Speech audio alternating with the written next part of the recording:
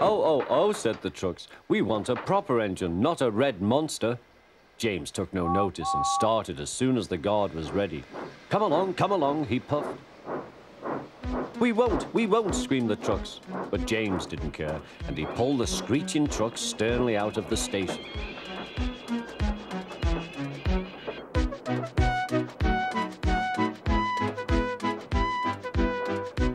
The trucks tried hard to make him give up, but he still kept on. Sometimes their brakes would slip on, and sometimes their axles would run hot, and each time the trouble had to be put right. And each time James would start again, determined not to let them beat him. Give up, you can't pull us, you can't, called the trucks. I can and I will, puffed James, and slowly but surely he pulled them along the line. At last they saw Gordon's Hill. Look out for trouble, James, warned his driver. We'll go fast and get them up before they know it. Don't let them stop you. So James went faster, and soon they were halfway up. I'm doing it, he panted. Will the top never come? Then, with a sudden jerk, it all came easier. I've done it, he puffed. Hooray, it's easy now. But his driver shut off steam. They've done it again. We've left our tail behind. Look. The last trucks were running backwards down the hill. The coupling had snapped. But the guard stopped the trucks and got out to warn approaching engines. That's why it was easy, said James, as he backed the other trucks carefully down. What silly things trucks are. There might have been an accident. Shall I help you, James? Called Edward. No, thank you, answered James. I'll pull them myself. Good. Don't let them beat you. You're doing well, whistled Edward, as James slowly struggled up the hill.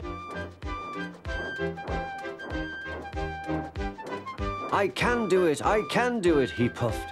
He pulled and puffed as hard as he could. I've done it, he panted.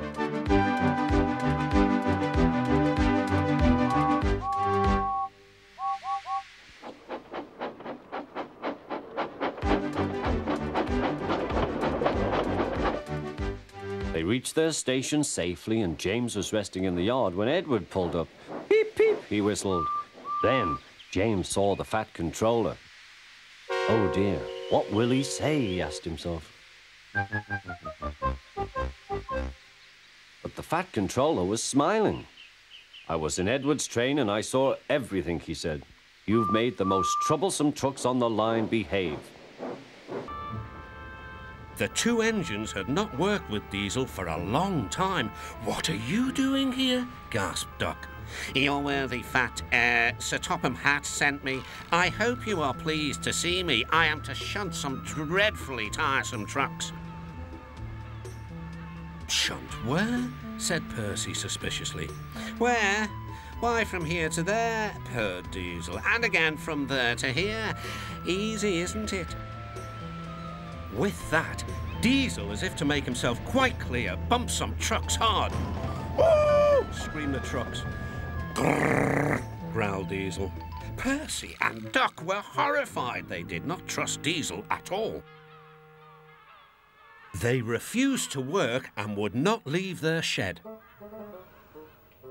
The Fat Controller was enjoying his tea and ice bun when the telephone rang.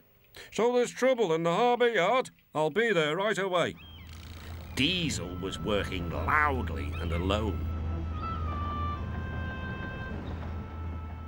Cargo lay on the quay. Ships and passengers were delayed. Everyone was complaining about the Fat Controller's railway. Percy and Duck were sulking in their shed. What's all this? Demanded the Fat Controller. We're on strike, sir, said Percy. Yes, added Duck. Beg pardon, sir, but we won't work with Diesel, sir. Then, in a quiet, hurt voice, he added, You said you'd sent him packing, sir. I have to give Diesel a second chance. I am trying to help you by bringing Diesel here. Now you must help me. He was the only engine available. Percy and Duck went sadly back to work. Next morning, things were no better. Diesel's driver had not put his brakes on properly, and Diesel started to move. He went bump straight into Percy. Percy had an awful fright.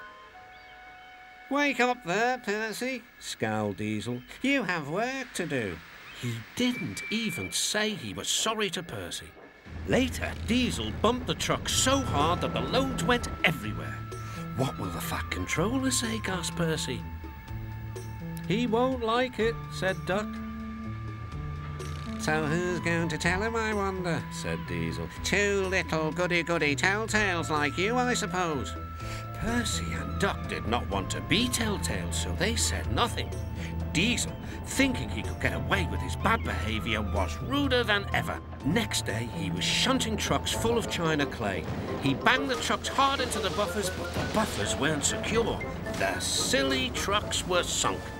Henry could remember the day long ago when he and Toby brought some new trees to be planted, and Terence and Trevor helped haul them into place. Now he could see the trees growing amongst the others on the hillside. Henry always felt better for being here. He couldn't really explain why, but his driver understood. "It's peaceful," he said to Henry. But one night, everything changed.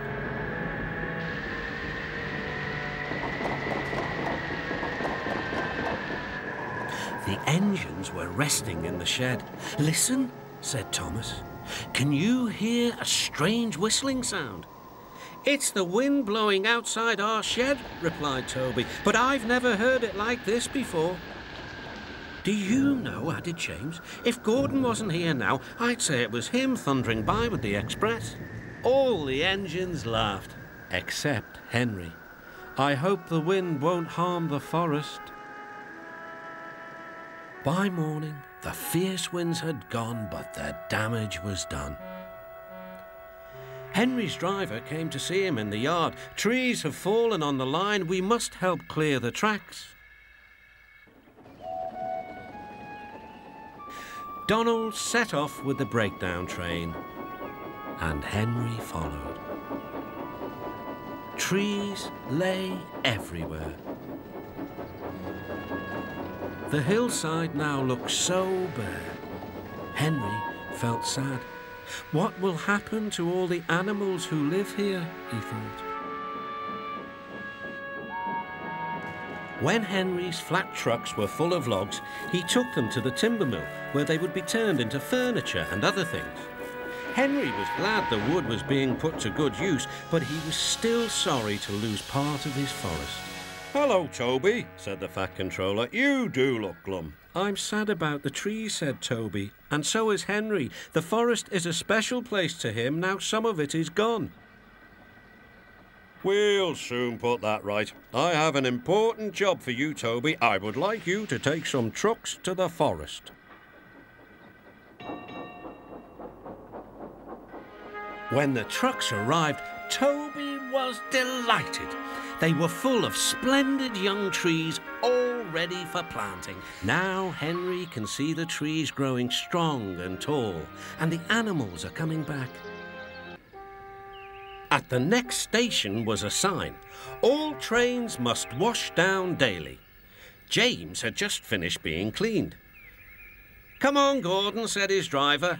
"You'll feel better after a good hose down." "Pah!" said Gordon, and angrily let off steam. "You're a very naughty engine," said Gordon's driver. "Now James will need another shower. You'll have to wait your turn till later." "Good riddance," huffed Gordon. "I'm far too busy to waste time with water." He finished his journey safely and steamed into the big station. The Fat Controller was waiting. So were Gordon's coaches and the passengers. "Goodness gracious," said the Fat Controller. "You can't pull the train. Henry will have to do it. Gordon, you'd better get clean straight away." Gordon was soon being washed. "Mind my eyes," he grumbled. Then he pulled trucks for the rest of the day. He bumped them hard. "That's for you, and you, and you." "Trucks will be trucks," said James. "They won't with me," snorted Gordon. "I'll teach them." James got ready to take the express when Gordon returned. "Be careful," warned Gordon. "The hills are slippery and you may need help." "I don't need help on hills," replied James huffily. "Gordon thinks he knows everything."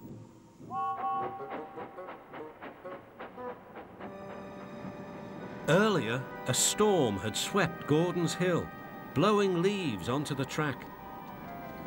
Even though the storm had passed, the hill was still difficult to climb. James knew this. The signal showed clear and James began to go faster. "I'll do it. I'll do it," he puffed.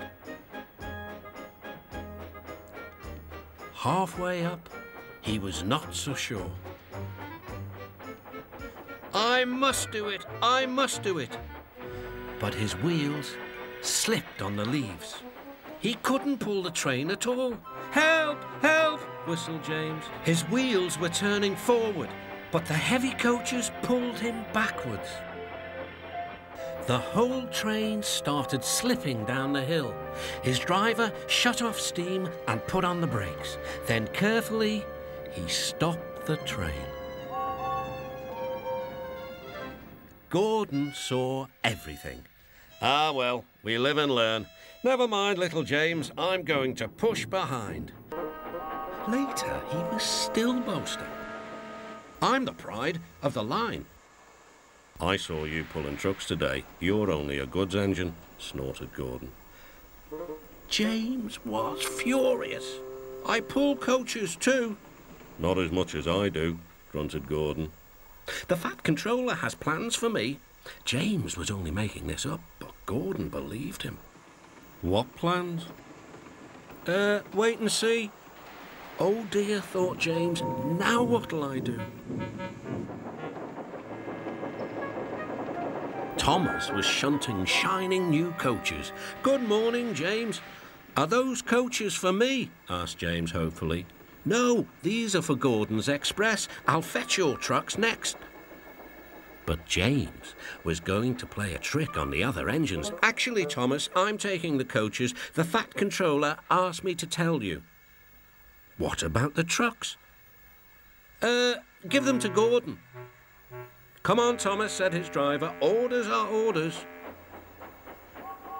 So when James's driver returned, James was coupled to the coaches and he puffed away. Later, Gordon arrived. "Where's the express?" Thomas told him about James, and so here are your trucks. Gordon was very cross, and so was his driver. "Wait till the Fat Controller hears about this." Meanwhile, James was enjoying himself enormously. "What a clever plan, what a clever plan," he chuffed. Then he saw the Fat Controller. "Some jokes are funny, but not this one, James. You have caused confusion." "Yes, sir," said James. "You will stay in your shed until you are wanted." The other engines teased James. "I wonder who'll be pulling the express today," said Gordon. "I expect it'll be you," replied Henry. "James is stuck in the shed for being silly." James felt sad. Next morning, he went back to work. "Hello," whistled Thomas. "Good to see you out and about again." "I'm sorry I tricked you," said James. "Are these my trucks?" "Yes," replied Thomas kindly. "They are pleased to have you back." James puffed into the harbour with his goods train of trucks. One night, Percy was waiting at the junction. The main line train was late. At last, Henry arrived. "Sorry," he puffed. "The mail boat from the mainland was delayed." "Come on, Percy," said his driver. "Let's make up for lost time." Percy puffed along as quickly as he could, but the sun was already rising as he finished his work. "Never mind," thought Percy. "It's nice to be up and about when it's the start of a new day and there's no one else around." Percy was not alone for long. "Bother," said Percy. "It's that dizzy thing, Harold." "Good morning," whirred Harold. "I always said railways were out of date, but you're so slow with the post, you should give everyone their stamps back. Post haste." Percy was too tired to explain. "Bird brain," he muttered. "Good morning, Percy," called Duck. "You're up early." "No, you're wrong," sighed Percy. "I'm back, tired and late." He rolled into the shed and fell asleep almost before his buffers touched the bar. His driver decided to set off early that evening. Thomas was waiting at the station. "Thank goodness I've a chance to speak to you. Driver said that the person in charge of the post has complained to the Fat Controller about the delay last night." "But that wasn't my fault," replied Percy. "I know," said Thomas, "and so does the Fat Controller, but this post person wouldn't listen. Tonight we'll just have to be quicker than ever before." The engines were just leaving the station when they heard a familiar buzzing. "I say, you two, there's news flying about." "Where?" puffed Percy. "All over the place. They're going to scrap the post train and use me instead. Wings work wonders, you know, always." "Rubbish," huffed Thomas. That night, everything ran like clockwork. Thomas and Percy steamed through the stations, making good time everywhere they went.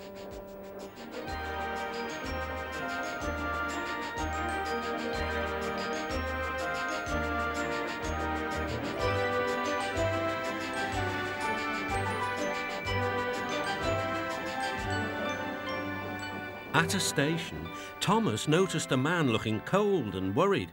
He had missed his train home. "We can give you a ride," said Thomas's driver, "but it will be rather uncomfortable." "Thank you," said the man. "Anything's better than sitting here." "Bad luck, Bertie," said Thomas. "Now, if you were a steam engine, you would run on a pair of reliable rails." "Huh," replied Bertie. "The railway was supposed to deliver tar to mend the road 2 weeks ago. You can't trust a thing that runs on rails." "I run on rails. You can trust me, Bertie. I'll see if I can find out what's happened." Thomas left Bertie and made his way along the branch line towards the big station by the sea. James was snorting about in the yard. "It's too bad. Percy goes to work at the harbour and I do his job, here, there and everywhere." "Take that!" "Ooh!" groaned the trucks. "Just you wait, we'll show you." Gordon laughed. "I'll tell you what, James, if you pretended to be ill everywhere, you couldn't shunt trucks here or go to the quarry there, could you?" "What a good idea," agreed James. "Look, here comes Thomas. I'll start pretending now." Thomas was sorry to see the engines looking miserable. "Cheer up, it's a beautiful day." "Yes," grumbled Gordon, "but not for James." "What's the matter?" "He's sick," replied Gordon. "Yes, he is. I am," stuttered James. I don't feel well at all." "Don't worry," said Thomas kindly. "I'll help out if you're ill." Gordon and James sniggered quietly to each other. Some of James's trucks were coupled behind Thomas, and he steamed away to the quarry. The trucks were still cross. "We couldn't pay James back for bumping us, so we'll play tricks on Thomas instead. One engine is as good as another." But Thomas didn't hear them. He collected all the stone from the quarry and then set off back to the junction.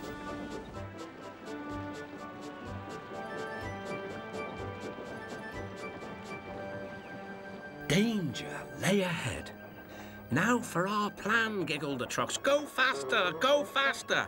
"Slow down," called Thomas's driver and applied the brakes.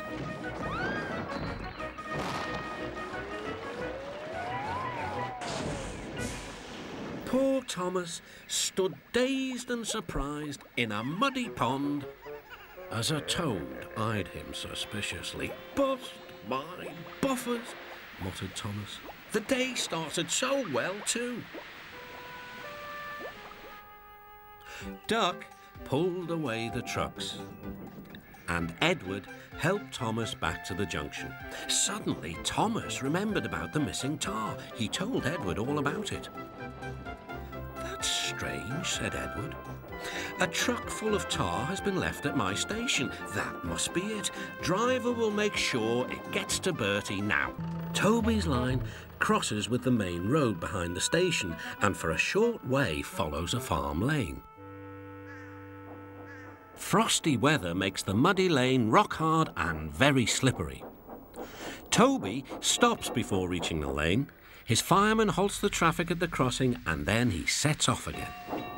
By using the heavy trucks to push him along, he has no trouble with the frosty rails in the lane. It is the only safe thing to do in this kind of weather. Toby warned Mavis and told her just what to do. "I can manage, thank you," she replied. "I'm not an old fusspot like you."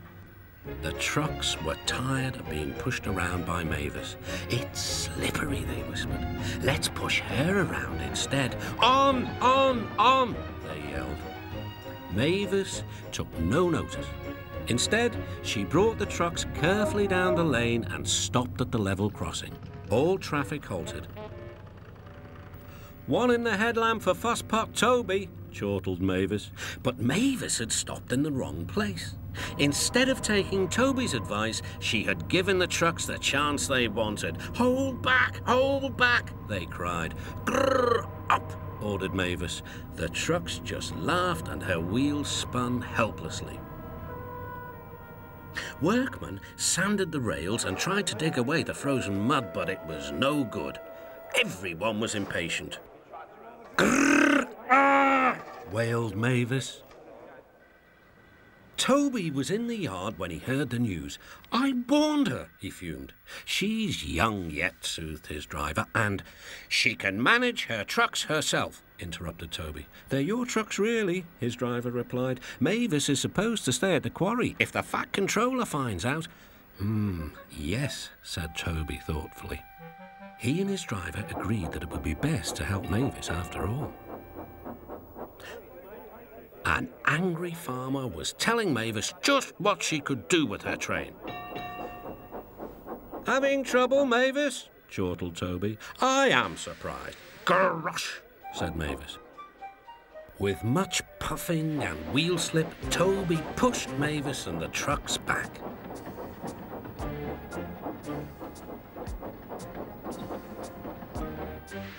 The hard work made his fire burn fiercely, and his firemen spread hot cinders to melt the frozen mud.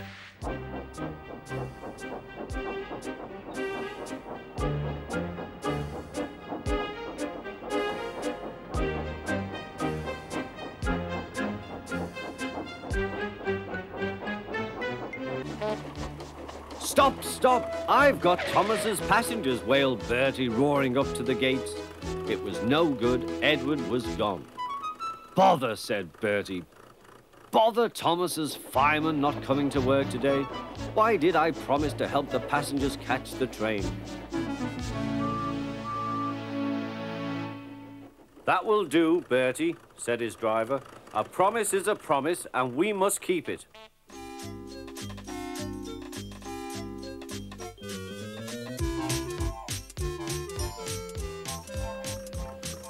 "I'll catch Edward or bust," said Bertie.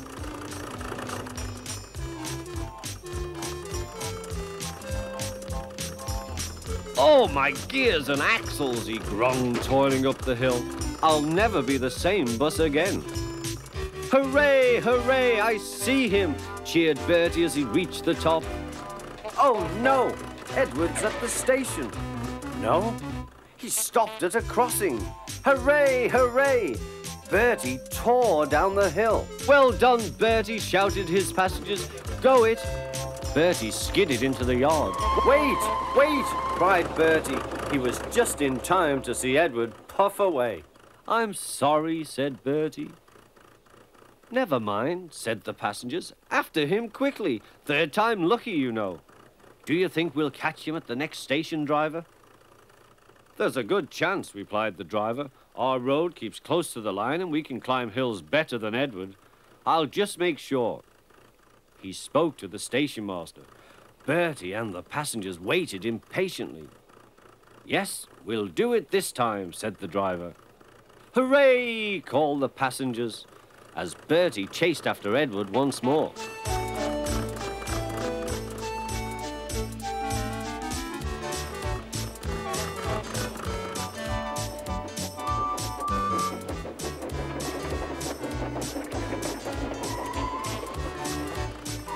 "This hill is too steep!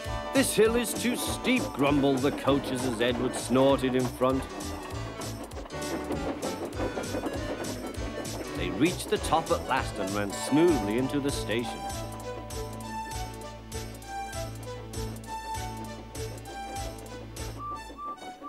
"Peep, peep!" whistled Edward. "Get in quickly, please." The guard blew the whistle and Edward's driver looked back. But the flag didn't wave. Then he heard Bertie. Everything seemed to happen at once, and the station master told the guard and driver what had happened. "I'm sorry about the chase, Bertie," said Edward. "My fault," replied Bertie. The new engine arrived. "What's your name?" asked the fat controller. "Montague, sir, but I'm usually called Duck. They say I waddle. I don't really, sir, but I like Duck better than Montague." "Good. Duck it shall be." "Here, Percy, show Duck round." The two engines went off together. Soon they were very busy. James, Gordon and Henry watched Duck quietly doing his work. "He seems a simple sort of engine. We'll have some fun and order him about."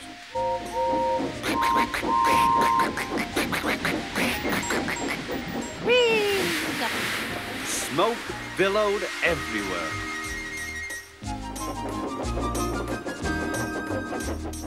Percy was cross.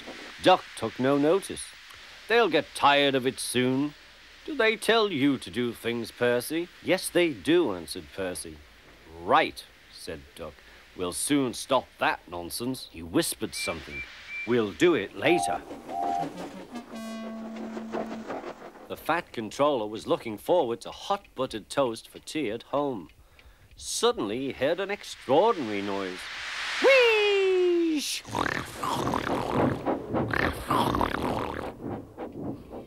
"Bother," he said, and hurried to the yard. Duck and Percy calmly sat on the points outside the shed, refusing to let the engines in. Gordon, James and Henry were furious. "Stop that noise!" bellowed the fat controller. "They won't let us in," hissed Gordon. Duck explained this behavior. "Beg pardon, sir, but I'm a Great Western engine. We do our work without fuss.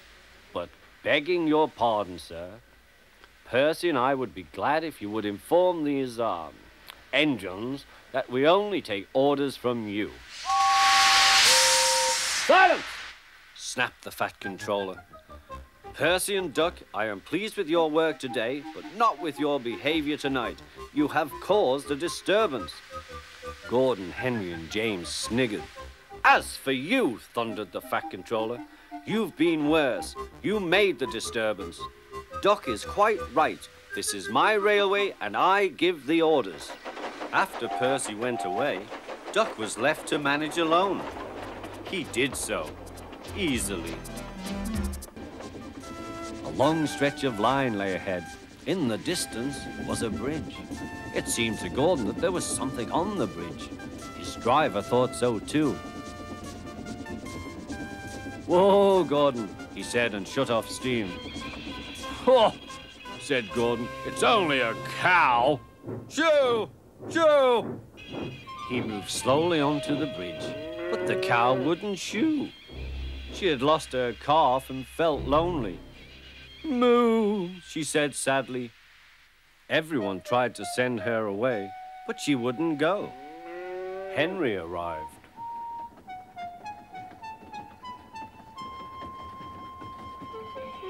"What's this? A cow? I'll soon settle her. Be off, be off." "Moo," said the cow. Henry backed away nervously. I don't want to hurt her.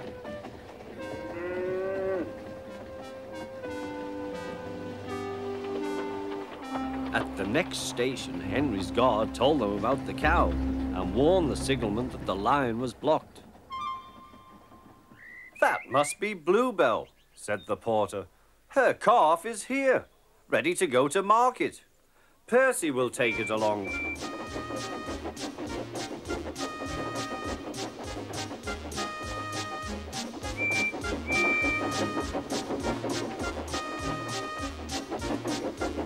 At the bridge, Bluebell was very pleased to see her calf again, and the porter led them away.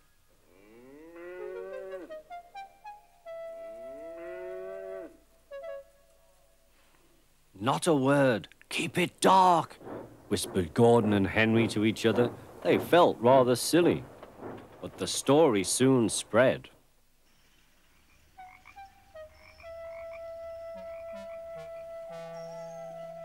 Well, well, well, chuckled Edward. Two big engines afraid of a cow? Afraid? Rubbish, said Gordon. We didn't want the poor thing to hurt herself by running up against us.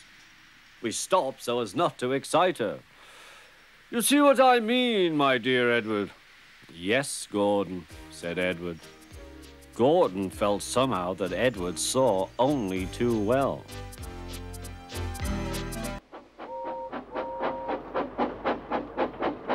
One day after pulling the big express, Gordon had arrived back at the sidings very tired. He was just going to sleep when Thomas came up in his cheeky way. Wake up, lazy bones, do some hard work for a change. You can't catch me. And off he ran, laughing. Instead of going to sleep again, Gordon thought how he could get back at Thomas. One morning, Thomas wouldn't wake up. His driver and fireman couldn't make him start. His fire went out and there was not enough steam. It was nearly time for the express. People were waiting, but the coaches weren't ready. At last, Thomas started. Oh dear, he yawned. He fussed into the station where Gordon was waiting. Hurry up, you, said Gordon. Hurry yourself, replied Thomas. Gordon began making his plan. Yes, said Gordon, I will. And almost before the coaches had stopped moving, Gordon reversed quickly and was coupled to the train. Get in quickly, please, he whistled.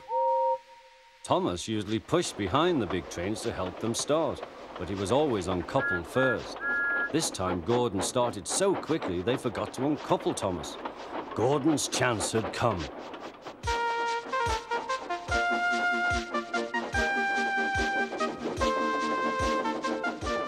Come on, puffed Gordon to the coaches.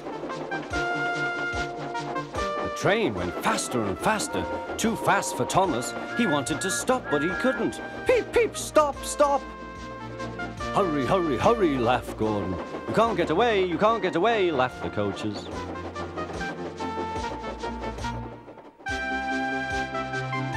Poor Thomas was going faster than he had ever gone before. He was out of breath and his wheels hurt him, but he had to go on. I shall never be the same again, he thought sadly. My wheels will be quite worn out.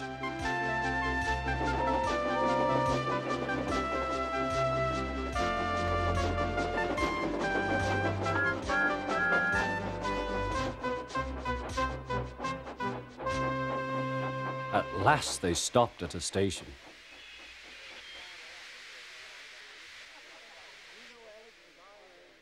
Thomas was uncoupled, and he felt very silly and exhausted. Next, he went on to a turntable, thinking of everyone laughing at him.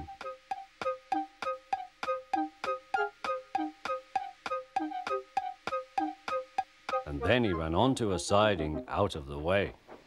Well, little Thomas, chuckled Gordon. Now you know what hard work means. Wake up, Gordon, said his driver. A special train's coming and we're to pull it. Is it coaches or trucks? Trucks, said his driver. Trucks, said Gordon. Puh!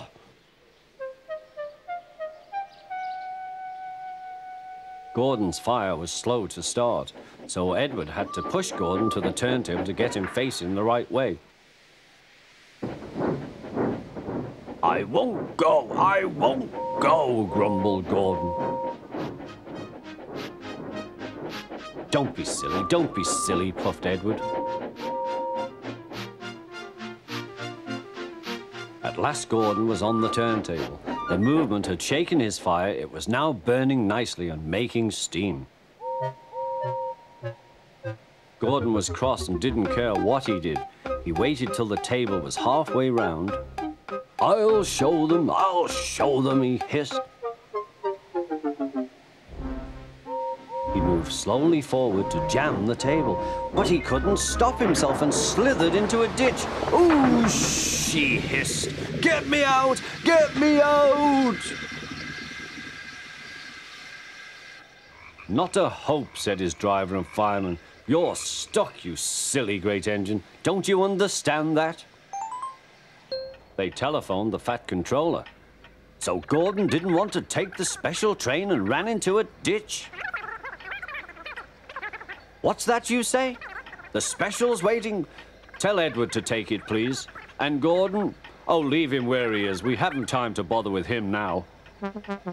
On the other side of the ditch, some little boys were chattering. Coo, doesn't he look silly? They'll never get him out. They began to sing. Silly old Gordon fell in a ditch, fell in a ditch, fell in a ditch. Silly old Gordon fell in a ditch, all on a Monday morning. Gordon lay in the ditch all day. Oh dear, he thought, I shall never get out.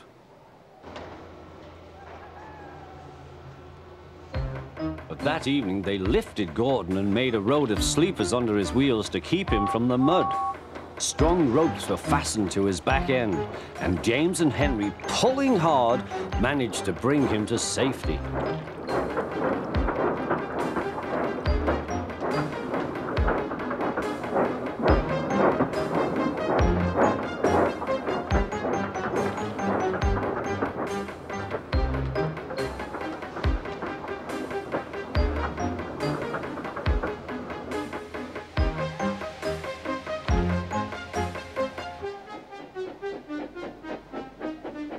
Late that night, Gordon crawled home, a sadder and wiser engine.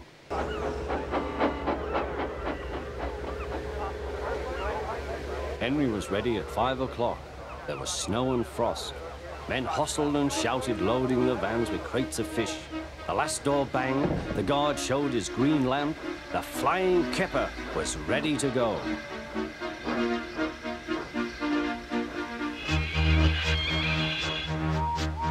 Come on, don't be silly, puffed Henry to the vans. The vans shuddered and groaned, trock, trick, all right. That is better, puffed Henry.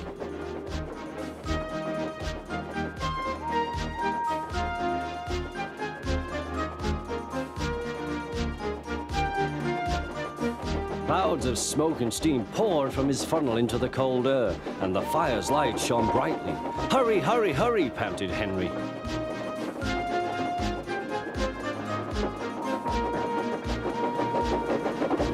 They were going well. The light grew better. Signal light shone green as they passed. Then a yellow signal appeared ahead. His driver prepared to stop, but the home signal was down. All clear, Henry. Away we go. They couldn't know the points from the main line to a siding were frozen, and the home signal should have been set at danger, but snow had forced it down. A goods train was waiting in the siding to let the flying kipper pass, and the driver and fireman were drinking cocoa in the brake van. The kipper is due, said the guard. Who cares, said the fireman. This is good cocoa. The driver got up. Come on, fireman, back to our engine. They got out just in time.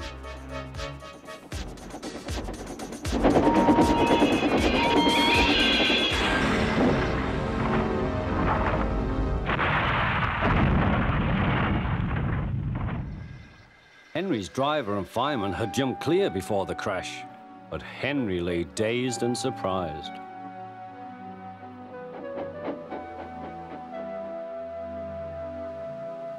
The Fat Controller came to see him. "The signal was down, sir," said Henry. "Cheer up, Henry, it wasn't your fault. Ice and snow caused the accident. I'm sending you to Crewe, a fine place for sick engines. They'll give you a new shape and a larger firebox. You'll feel a different engine and won't need special coal anymore. Won't that be nice?" "Yes, sir," said Henry doubtfully. Early one morning, a large policeman was sitting close to the line. Thomas liked policemen. He had been a great friend of the constable who had just retired. "Peep, peep," he whistled. "Good morning." Thomas expected that the new constable would be friendly too, but was sorry to see that he didn't look friendly at all. He was red in the face and very cross. "Disgraceful," he spluttered. "I didn't sleep a wink last night. It was so quiet, and now engines come whistling suddenly behind me." "I'm sorry, sir," said Thomas. "I only said good morning." The policeman pointed to Thomas. "Where's your cowcatcher?" he asked. "But I don't catch cows, sir." "Don't be funny," snapped the policeman. He looked at Thomas's wheels. No side plates either, and he wrote in his notebook, "Engines going on public roads must have their wheels covered and a cowcatcher in front to protect people and animals from being dragged under the wheels if they stray onto the line. You haven't, so you are dangerous." "Rubbish," said Thomas's driver. "We've been along here hundreds of times and never had an accident." "That makes it worse," the policeman answered. He wrote "regular lawbreaker" in his book. Thomas puffed sadly away.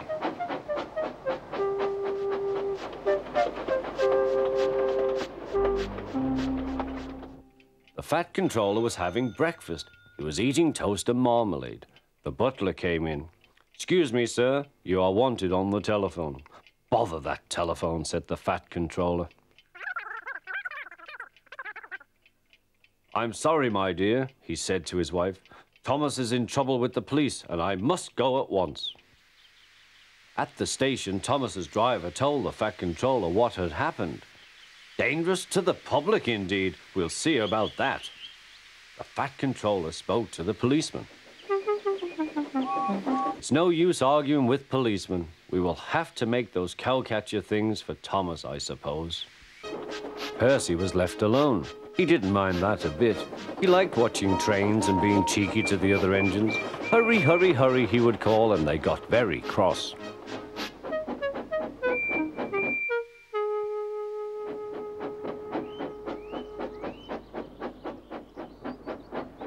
After a great deal of shunting, Percy was waiting for the signalman to set the point so that he could get back to the yard. He was eager to work, but was being rather careless and not paying attention. Edward had warned Percy, "Be careful on the main line. Whistle to the signalman you are there." But Percy didn't remember to whistle, so the busy signalman forgot him. Percy waited and waited. The points were still against him, so he couldn't move. Then he looked along the main line. Peep, peep! He whistled in horror, for rushing straight towards him was Gordon with the express. "Oh!" groaned Gordon. "Get out of my way!"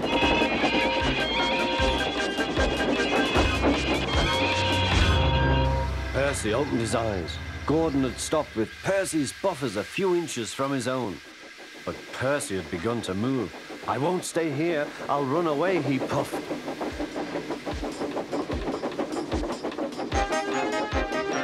He went straight through Edward's station and was so frightened that he ran right up Gordon's hill without stopping.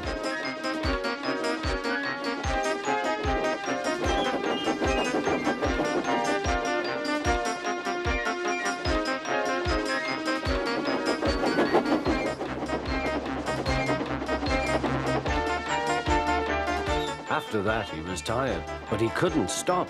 He had no driver to shut off steam and apply the brakes.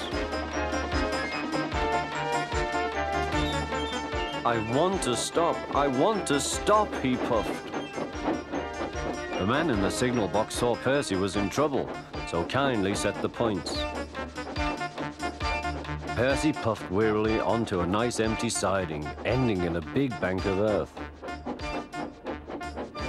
He was too tired now to care where he went.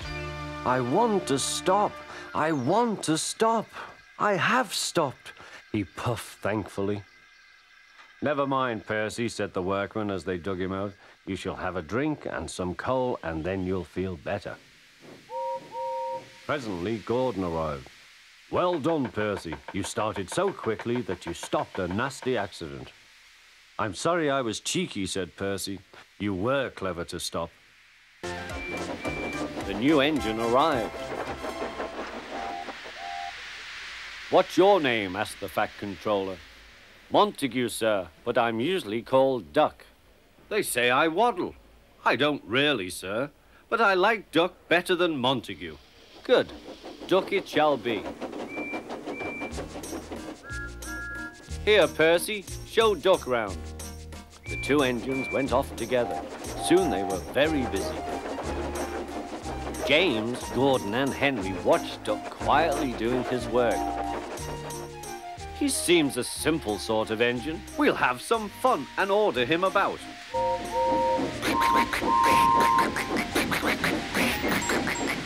Whee! Smoke billowed everywhere.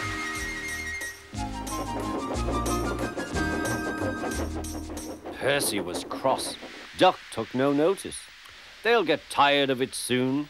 Do they tell you to do things, Percy? Yes, they do, answered Percy. Right, said Duck. We'll soon stop that nonsense. He whispered something. We'll do it later. The fat controller was looking forward to hot buttered toast for tea at home. Suddenly he heard an extraordinary noise. Whee!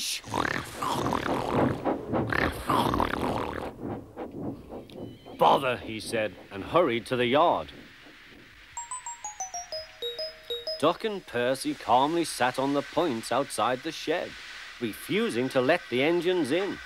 Gordon, James and Henry were furious. Stop that noise, bellowed the fat controller.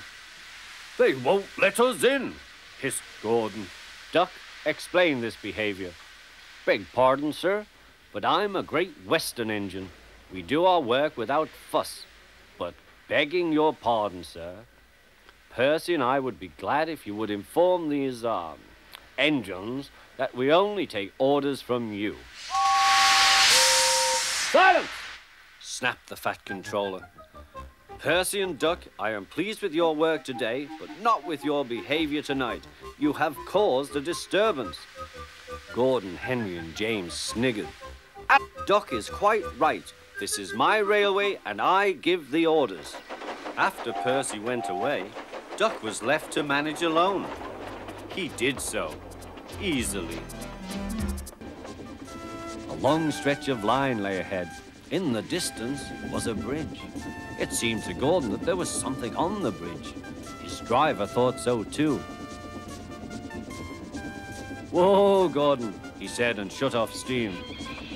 Oh, said Gordon, it's only a cow. Shoo! Shoo! He moved slowly onto the bridge, but the cow wouldn't shoo. She had lost her calf and felt lonely. Moo, she said sadly.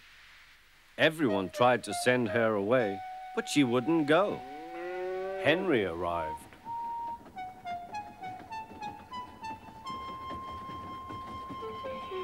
What's this? A cow? I'll soon settle her.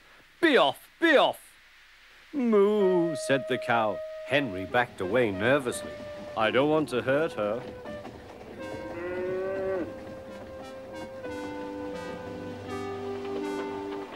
At the next station, Henry's guard told them about the cow and warned the signalman that the line was blocked.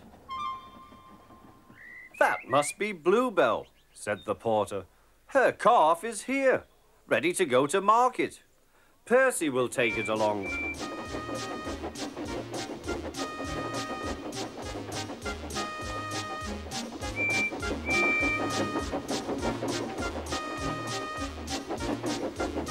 At the bridge, Bluebell was very pleased to see her calf again and the porter led them away.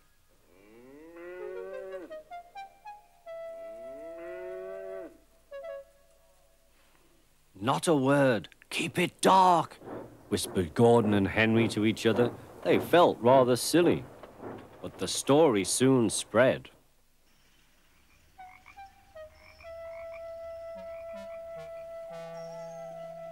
Well, well, well, chuckled Edward. 2 big engines afraid of a cow? Afraid? Rubbish, said Gordon. We didn't want the poor thing to hurt herself by running up against us. We stopped so as not to excite her.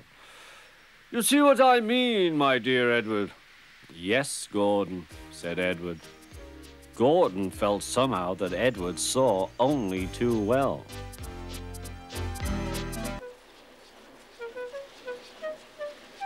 Today, there was a surprise waiting for Edward in the yard. It was a traction engine. Hello, said Edward. You're not broken and rusty. What are you doing here? I'm Trevor. They're going to break me up next week. What a shame, said Edward. My driver says I only need some paint, polish and oil to be as good as new. But my master says I'm old-fashioned. Edward snorted. People say I'm old-fashioned, but I don't care. The fat controller says I'm a useful engine. What work did you do? My master would send us from farm to farm. We threshed corn, hauled logs and did lots of other work. The children loved to see us. Trevor shut his eyes, remembering. Oh, yes, I like children. Edward set off for the station. Broken up, what a shame. Broken up, what a shame. I must help Trevor, I must. He thought of all his friends who liked engines, but strangely none of them would have room for a traction engine at home. It's a shame, he hissed. Then, beep, beep. Why didn't I think of him before?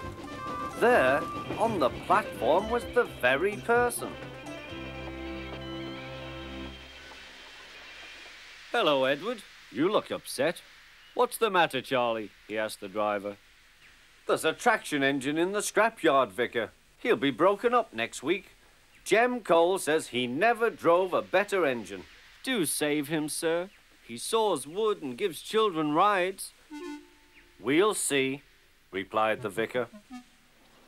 Jem Cole came on Saturday. The Reverend's coming to see you, Trevor. Maybe he'll buy you.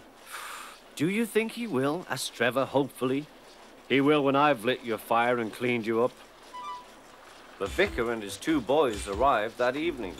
Trevor hadn't felt so happy for months. He chuffered about the yard. Show your paces, Trevor, said the vicar.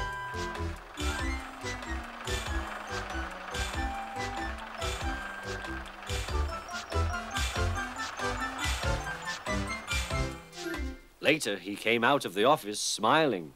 I've got him cheap, Jem, cheap. Do you hear that, Trevor? Cried Jem. The Reverend saved you and you live at the vicarage now. Peep, peep, whistled Trevor. Now Trevor's home is in the vicarage orchard, and he sees Edward every day.